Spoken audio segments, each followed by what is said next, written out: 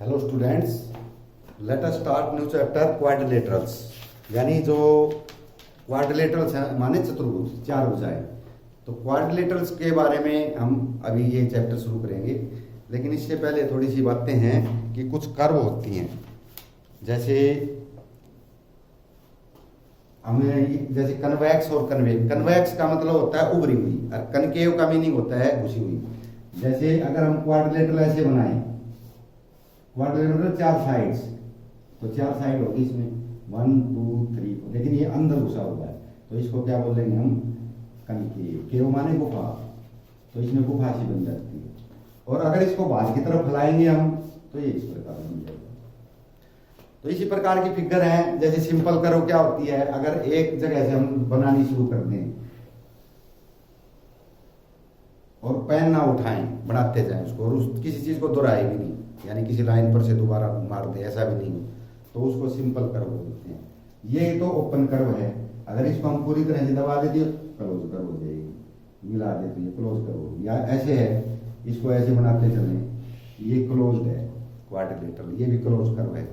अगर इसको हम यूं ले जाके छोड़ दें, ओपन कर्व है। लेकिन अगर हम यूं देखें, हमारे पास ये चला दी है, ये कर्व है, और फिर हमने ये बना दी, तो हमें पेन उठाना पड़ गया।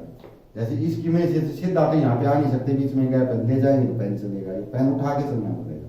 तो ये सिंपल कर्व नहीं है, ये कम्प्लेक्स कर्व। तो कम्प्लेक्स कर्व में हमें पेन उठाना पड़ेगा, सिंपल में नहीं उठाना पड़ेगा।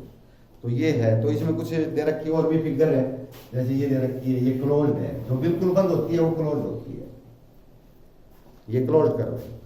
अगर ये कर्व सीधे लाइन सेगमेंट बने हुए, सीधे लाइन सेगमेंट, जैसे ये बना हुआ है, लाइन सेगमेंट है, तो ये पॉलीगन बोलते हैं। इसको क्या बोलते हैं?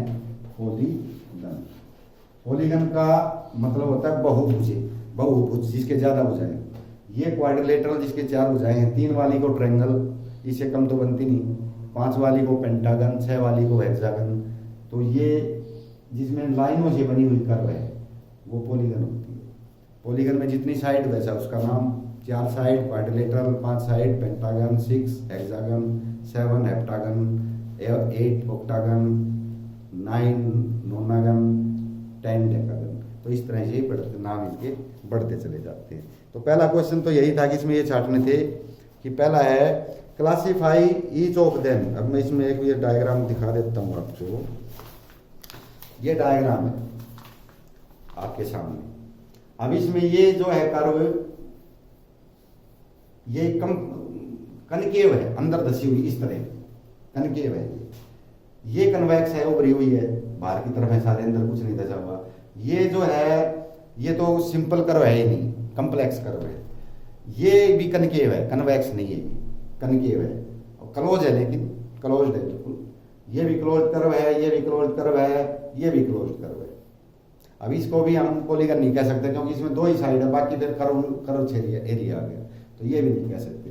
पहला है classify each of them on the basis of following. Simple curve, तो ये सारी सिंपल होती है, जो बिना पेन ठाई बना देंगे ना वो सिंपल है।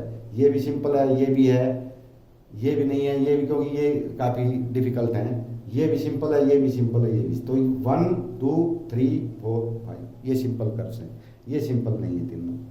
दूसरा है सिंपल क्लोज्ड कर्व। सिंपल तो है लेकिन बंद है, बिल्कुल खुली नहीं है, तो ये सारी बंद है। ये भी, ये भी, ये ओपन नहीं है कोई सी भी, जैसे इस तरह से नहीं है कोई भी ओपन, क्लोज है।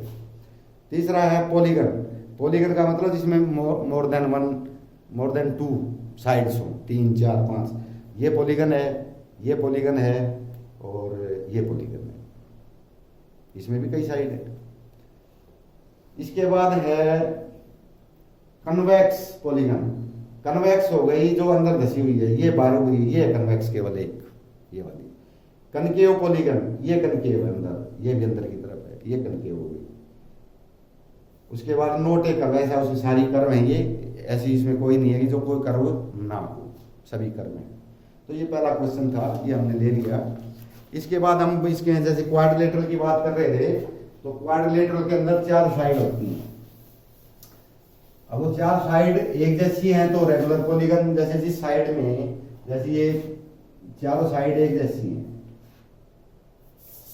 पेंटागन है जैसे 5, इनकी चारों की लंबाई या पांचों की एक जैसी है, तो इसको बोलते हैं रेगुलर पॉलीगन, रेगुलर पेंटागन। अगर ये एक जैसी नहीं है, कोई छोटी है कोई बड़ी है, इस प्रकार से, इसमें साइड तो 5 ही है लेकिन छोटी बड़ी है, तो ये इर्रेगुलर है, रेगुलर नहीं है। तो रेगुलर में सारी साइड अगर इक्वल है तो रेगुलर। खैर, अब हम लेते हैं इसका next part. How many diagonals does each of the following have. एक क्वाड्रिलेटरल है, उसके अंदर, मतलब क्वाड्रिलेटरल का कोई भी लगा लो, उसके अंदर कितने डायगोनल हो सकते हैं। तो डायगोनल पहले हमने ये देखना है कि भाई डायगोनल होते क्या हैं। जो अपोजिट इसके वर्टेक्स हैं, उन अपोजिट वर्टेक्स को हम मिला दे तो डायगोनल हो जाता है। जैसे ये अपोजिट है, ये एक को छोड़ के, जैसे इसके साथ ये अपोजिट नहीं, अपोजिट ये पाएगा, ये मिला दें, ये डायगोनल है, ये मिला दें, ये डायगोनल है, इसको मिला दें, एक बीच में छूट गया, और इसको मिला दें, ये इस तरह डायगोनल बनते हैं। इसी प्रकार जो है, मान लो ये है क्वाड्रिलेटरल, इसके क्या डायगोनल है, तो अपोजिट यही है दोनों, एक तो बीच में छोड़ना है, तो ये डायगोनल और ये डायगोनल। तो जो अपोजिट वर्टेक्स को मिलाए उसको डायगोनल बोलते हैं। अब किसी भी पॉलीगन में कितने डायगोनल होंगे उसका फार्मूला है हमारे पास, n into n minus 3 divided by 2 number of diagonals। कितने डायगोनल होंगे, नंबर ऑफ डायगोनल्स, तो ये डायगोनल होंगे। n है नंबर ऑफ साइड, अब इसमें 4 साइड है तो n की जगह 4 रख दो, 4 into 4 minus 3 divided by 2, 4 minus 3 1 आ जाएगा, 4 into 1 by 2, 2 2 जा 4, 2 डायगोनल आए, तो इसमें 2 ही है। 5 है तो यहाँ 5 लिख देंगे, 5 into 5 minus 3 by 2, तो 5 तो ये है, 2 ये बच गए, 5 minus 3 2 और डिवाइडेड बाई 2 से 2, 5 डायगोनल आए। तो n into n minus 3 by 2 ये फार्मूला है नंबर ऑफ डायगोनल निकालने का। तो हेक्सागन का है या ट्रायंगल का है, ट्रायंगल का भी सिंपल है, ट्रायंगल में n की जगह 3 रख दो, 3 into 3 minus 3 by 2, अब 3 में से 3 गया तो 0, तो 3 into 0 हो गया। अब किसी को 0 से मल्टीप्लाई करोगे क्या आएगा, 0, यानी ट्रायंगल में कोई डायगोनल नहीं आएगा। आपको पता है ये ट्रायंगल बना दी। अब हमने इस वर्टेक्स को मिलाना है, एक को छोड़ के, ये छोड़ के इससे मिलाएंगे, देखो पहले ही मिला हुआ है, तो इसमें डायगोनल होता ही नहीं। तो ये एक वो दे रखा था। अगला जो 4th क्वेश्चन है उसमें भी ये दे रखी है, इसमें यही डायगोनल बताने हैं, एग्जामिन करना है। Angle sum, interior angle sum. तो इंटीरियर एंगल सम क्या होता है, इसका हमारे पास फार्मूला होता है कि n minus 2 into 180। Interior angle sum किसी भी का, इंटीरियर एंगल सम, अंदर के एंगल का जो, तो उसका फार्मूला होता है n minus 2 into 180। ये फार्मूला होता है। n नंबर ऑफ साइड, मान लो ट्रायंगल के इंटीरियर एंगल ये हैं, इन तीनों का जो, अगर क्वाड्रिलेटरल है तो इसके इंटीरियर एंगल ये हैं, 4 हो गए। इसका जो पेंटागन है तो 1 2 3 4 5, ये 5 एंगल जोड़ने हैं आपने। तो जितने एंगल अंदर बनते हैं सभी जोड़ने। तो ट्रायंगल में 3 साइड है, तो 3 minus 2 into 180, यानी 1 बचेगा, 1 into 180, तो क्या बचेगा 180। तो ट्रायंगल का एंगल सम होता है 180।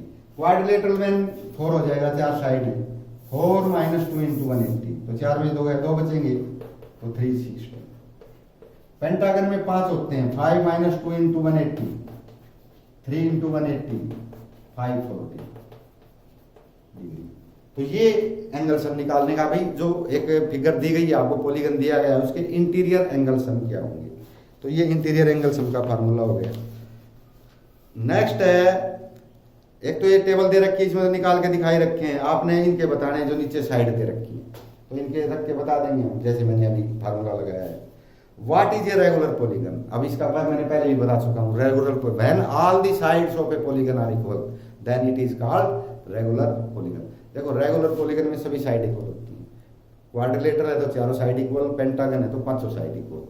और अगर साइड सभी इक्वल हैं तो all the angle should be equal, interior angle, तो इसके इंटीरियर एंगल भी इक्वल आएंगे। अगर ये साइड इक्वल है ना सारी, तो इसके जो ये एंगल है ना ये सब इक्वल आएंगे, ये equal to this equal this equal this equal this. 540 का है, मान ली इसके 540 होते तो हर एक एंगल कितने हो जाएगा 108 का।